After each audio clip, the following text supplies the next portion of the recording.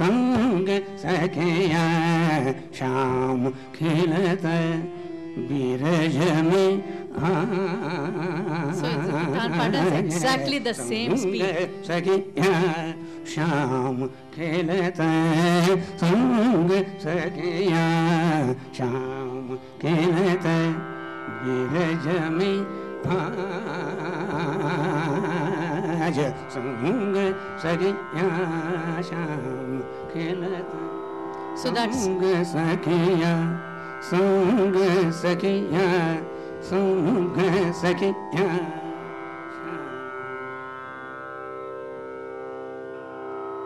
So we've almost come to the end of the first half. Now let's talk about, we've talked about rag, we've talked about tal.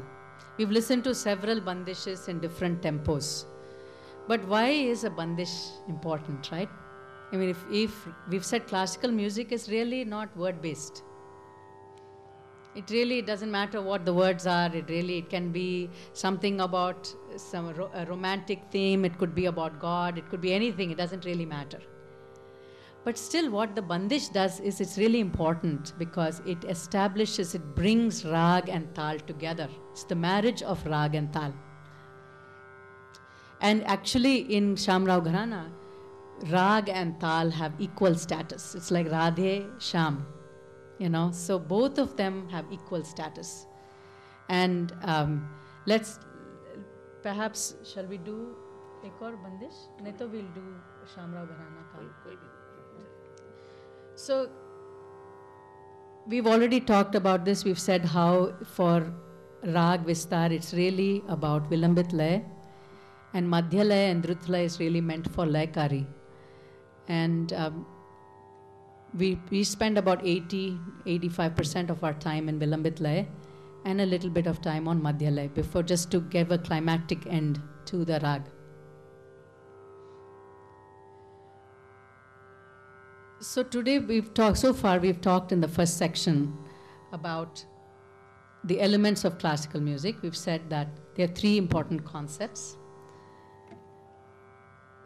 The first, classical music, the most important notes is Shadj, the Sa from which all other notes arise. So establishing the Sa is really important. And we've talked about Rag and what is Rag, and we've talked about how Rag is a group of phrases that are woven together, what is called the Upajas. It gives a particular movement and a certain mood to the Rag. And we've shown how Rag has intrinsic lay. We've said Rag has Vadi, Samvadi and all that, the characteristics of the Rag. We've talked about Tal. We've said how lay is a component of Tal. Tal is cyclical. Conceptual. It's conceptual. Just as Rag is conceptual, Tal is also a concept. Whereas Swar is a fact. It exists. Swar is there. It's independent of the Rag. It exists. Rag is an intellectual concept. Similarly, Lay exists. But Tal is a concept. It's an abstract concept. So we've talked about that and how Bandish brings both Lay, Rag, Tal together. And again, it's really important to maintain Khanepuri, which we said that it's important to maintain. Remember where you are in the Tal cycle, not only paying attention to every beat, but every fraction of a beat. So let's now give you a sample of Shyamrao Gharana and give you, we've given you bits and pieces of Shyamrao Gharana. So we've said in Shyamrao Gharana we established Sa. Sa is the most important note. In pure Akar, the other thing is where we haven't really talked about Akar and all that, which is there in the books. So any of you who are interested in reading that, there's plenty of information in the book on that. Then we sing Astai, actually the Bandish, we sing it multiple times. We actually try to sing it 3 times. The reason for that is, it is in the Bandish that the Tal has just begun, comes together with the Rag, right?